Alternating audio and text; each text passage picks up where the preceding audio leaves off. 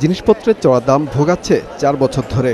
অবস্থা এতটাই খারাপ যে চাহিদা অনুযায়ী আয় করতে না পেরে গরিবের তালিকায় যুক্ত হয়েছেন বড় একটা জনগোষ্ঠী। সবশেষ ইউনূস সরকার বাজার নিয়ন্ত্রণের চেষ্টা করলেও তাতে লাভ হয়নি খুব একটা। ফলে ফেব্রুয়ারি শেষেও মূল্যস্ফীতি এখনও 9% উপরে।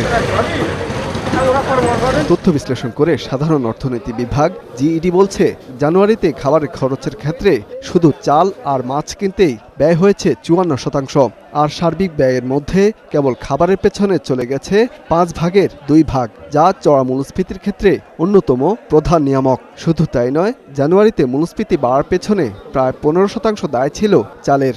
অথচ দীর্ঘদিন ধরে উৎপাদনে স্বয়ংসম্পূর্ণ হওয়ার কথা বলে আসছে সরকার, যদিও দামের ক্ষেত্রে নেই সেই প্রতিফলন। খাদ্য মূল্যস্ফীতি খাদ্য বহির্ভূত মূল্যস্ফীতিকে প্রভাবিত করে। গত মাসে খাদ্য মূল্যস্ফীতি কত ছিল সেটা ডিটারমিন করবে এই মাসে খাদ্য মূল্যস্ফীতি কত হবে। খাদ্য বহির্ভূত মূল্যস্ফীতিকে নিয়ন্ত্রণে রাখতে গেলে আমার এক্সচেঞ্জ রেটটাকে স্টেবল রাখতে হবে। কাজে এই সময়ে দুটো বড় প্রায়োরিটি আমাদের, একটা হলো জ্বালানির নিরাপত্তা আর দ্বিতীয় হলো খাদ্য নিরাপত্তা। এই দুটোই সবচেয়ে বেশি অগ্রাধিকার পাওয়া উচিত সব পলিসিতেই। অন্যান্য যেই পণ্যের মূল্যস্ফীতিটা আছে এইটার যদিও মানে ভরটা কম, গুরুত্বটা কম মোট মূল্যস্ফীতিতে, কিন্তু এটার নিয়ন্ত্রণ করতে হলে সার্বিক মূল্যস্ফীতি নিয়ন্ত্রণের বিষয়টা গুরুত্বপূর্ণ। তবে চাল বা জরুরি নিত্যপণ্যের বাইরে অন্যান্য খাতে বছর ব্যবধানে ব্যয় বেড়েছে আশঙ্কাজনক হারে। নানাবিধ খাতের ওই তালিকায় রয়েছে চুল কাটা, বিউটি পার্লার, ইলেকট্রিক সেবার, প্রসাধনী, গয়নাসহ বিভিন্ন ব্যক্তিগত খরচ।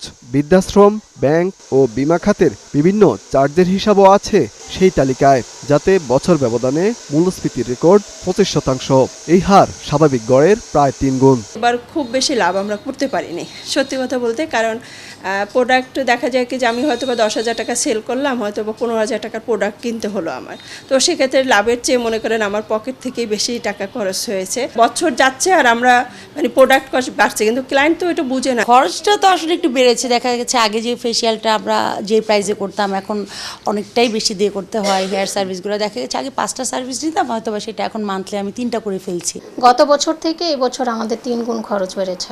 প্রবলেম যেটা আমাদেরকে ফেস করতে হয়, ক্লায়েন্টদের কাছে তো আমরা টাকাটা বেশি নিতে পারি না বা দামটা বাড়িয়ে নিতে পারছি না, কিন্তু আমাদের যে খরচ সেটাকে মেনটেন করে এটা আমাদের জন্য একটা চ্যালেঞ্জ হয়ে যায়। প্রতি মাসে 154টি বাজার থেকে 700-র বেশি পণ্যের দাম বিশ্লেষণ করে মূল্যস্ফীতির তথ্য দেয় বিবিএস। ইমদাদ হোসাইন, 71, ঢাকা।